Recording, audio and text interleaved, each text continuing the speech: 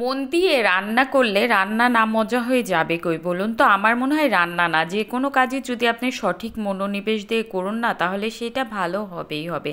আসসালামু আলাইকুম এভরিওয়ান, কেমন আছেন সবাই? আশা করি সবাই ভালো আছেন। আজকে আবারও একটা নতুন ভ্লগ নিয়ে আপনাদের মাঝে হাজির হলাম। আপনাদের ভাই কয়েকদিন আগে বাজারটা করে নিয়ে এসছিল, আসলে আমার উঠানোই হয় নাই, তাই আজকে এগুলোই আগে ফার্স্টে উঠিয়ে নিচ্ছি। তারপরে এই তো সবগুলো গুছিয়ে রাখছি। আসলে সব কিছু গুছিয়ে রাখলে না একটু চোখেরও শান্তি লাগে, আর মনে কাজ করতে গেলে মনের মধ্যেও একটু ভালো লাগে। তারপরে একটু কাঁচা বাজার করে আনতে বললাম। আমি কাঁচা বাজারটা সবসময় টাটকা টাটকা করে আনি, যেদিন যেটা দরকার সে তখনই সেটা নিয়ে আসি, কারণ সবজিটা বেশি আগে আনলে না আমার কাছে কেন জানি ভালো লাগে না, একটু শুকিয়েও যায়। তারপরে দেখুন আবার মরিচ নিয়ে আসছে। আসলে মাঝে মধ্যে এমনই হয়, একটা জিনিস আনলেও সেটা আবারও নিয়ে এসে ফেলে। তারপরে আমি মরিচগুলো ভালোভাবে বুটিয়ে রেখে দিচ্ছি, নাহলে নষ্ট হয়ে যাবে এতগুলো মরিচ। তারপরে আমি পেঁয়াজ মরিচটা কেটে নিচ্ছি। আজকে আমি রান্না করব বেগুনের তরকারি, এই জন্য আমি প্রথমে পেঁয়াজ মরিচটা কেটে বেগুনটা কুটে নিচ্ছি। আসলে সুন্দরভাবে যদি একটু গুছিয়ে কাজগুলো করা যায় না, তাহলে চোখের শান্তি লাগে, মনেরও একটা তৃপ্তি লাগে, আর কাজগুলো অতটা অসহ্য মনে হয় না। হ্যাঁ, সেই জন্য আমি সব কাজে একটু গুছিয়ে করার চেষ্টা করি, যেহেতু সব কাজ আমারই করা লাগে, আমার কোনো হেল্পিং হ্যান্ড নেই। তারপরে আমি চিংড়ি মাছগুলো ধুয়ে নিচ্ছি। আজকে আমি চিংড়ি মাছ দিয়ে বেগুন আলুর তরকারি রান্না করব। আর এই তো বেগুন আলুগুলো ভালোভাবে ধুয়ে নিচ্ছি, ভালোভাবে পরিষ্কার করে ধুয়ে নিচ্ছি। এখন আমি রান্নার কাছে চলে আসলাম। ফার্স্টে আমি প্যানে তেল দিয়ে দিলাম। তেলটা গরম হয়ে আসলে আমি এখানে সামান্য পরিমাণ হলুদ এবং লবণ দিয়ে চিংড়ি মাছটা দিয়ে দিব। চিংড়ি মাছটা না আমি বেশি ভাজি না, জাস্ট 30 সেকেন্ড মতো ভেজে নিই। 30 সেকেন্ডও না, 20 সেকেন্ড মতো একটু উল্টে পাল্টে ভেজে নিই। বেশি ভাজলে না আমার মনে হয় যে চিংড়ি মাছটা শক্ত হয়ে যায়, আর ভেতরকার জুসিনেসটা থাকে না। তা আমি সামান্য পরিমাণ ভেজে নিয়ে উঠিয়ে নিলাম। এই পরিমাণ ভাজলে না চিংড়ি মাছটা অনেক টেস্ট লাগে। এখন আমি ওই একই তেলে পেঁয়াজ এবং মরিচ দিয়ে দিলাম। এটা হালকা বাদামি করে আমি ভেজে নিলাম।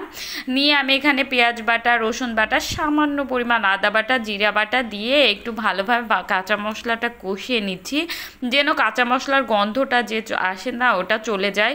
এখন আমি সবগুলো গুঁড়ো মশলা দিয়ে দিলাম, আর দিয়ে দিলাম স্বাদ মতো লবণ, দিয়ে কিছুক্ষণ কষিয়ে নিলাম। আর দিয়ে দিলাম চিংড়ি মাছটা দিয়ে আরও কষিয়ে নিব। মশলা যত কষানো যায় তরকারির স্বাদ তত ভালো লাগে, এটা আমরা সবাই জানি। তারপরে এই তো কিছুক্ষণ আমি চিংড়ি মাছ দিয়ে কষিয়ে নেওয়ার পরে এখানে আমি তরকারিগুলো অ্যাড করব বেগুন আলুর। এই তো এখন আমি সবগুলো দিয়ে দিয়েছি। আমরা সবাই জানি বেগুন খুব কম আঁচেই কিন্তু নরম তরকারি সিদ্ধ হয়ে যায়। তারপর আমি ঢাকনা দিয়ে ঢেকে কিছুক্ষণ কষিয়ে নিব। আর বাইরে এসে দেখছি মাশাআল্লাহ রহমতের বৃষ্টি হচ্ছে। বৃষ্টি দেখতে আমার ভালোই লাগে। কিছুক্ষণ দেখার পরে এই তো রান্নার ঘরে ফিরে আসলাম। দেখুন বেগুনটা কিন্তু প্রায় সিদ্ধ হয়ে গিয়েছে, খুবই কম পরিমাণ কিন্তু সময়ে বেগুনটা সিদ্ধ হয়ে যায়। তারপর আমি ঝোলের পানি দিয়ে দিলাম, দিয়ে এই তো 10 মিনিট মতো রান্না করে নিলাম। দেখুন ঝোলের পানি কমে এসেছে। এখন আমি কয়েক টুকরো কাঁচামরিচ অ্যাড করে দিলাম। এই টাইমে কাঁচামরিচ দিলে একটা সুন্দর ফ্লেভার অ্যাড হয়। এই তো এখন 2 মিনিট মতো লো হিটে আমি রান্না করে নিব। এই তো আমার তরকারির ফাইনাল লুক, দেখুন কালারটা কি সুন্দর এসেছে, আর খেতেও এত মজা হয়েছিল না, অনেক মজা হয়েছিল। এখন আমি ডাউলটা রান্না করে নিব। ডাউলটা আমি সবসময় হালকা করে একটু ভেজে নিই। আপনারা এইভাবে একদিন আমার রেসিপিতে ডাউল রান্না করে দেখবেন, ডাউলটা অনেক মজা লাগে কিন্তু খেতে। ভেজে নিয়ে পেঁয়াজ রসুন, যেহেতু মসুরের ডাউল না, রসুনের পরিমাণটা একটু বেশিই দিতে হবে। তারপর আমি সিদ্ধ করলাম। সিদ্ধ করে আমি ডাউলটা ঘুটে নিয়ে পানি দিয়ে দিয়েছি। ডাউল রান্নার আমি পুরো রেসিপিটা দেখাইলাম না, এর আগেও আমি অনেকবার দেখিয়েছি, সেজন্য আর কি। তারপর কিছুক্ষণ জাল দিয়ে নেওয়ার পরে আমি ডাউলটায় বাগার দিয়ে নিব। এজন্য পেঁয়াজ এবং রসুন দিয়ে দিলাম।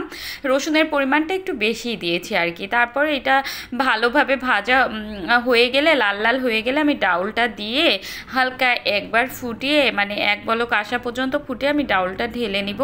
এই তো দেখুন আমার ডাউলটার কালারও কি সুন্দর এসেছে। আজ এই পর্যন্ত, আল্লাহ হাফেজ।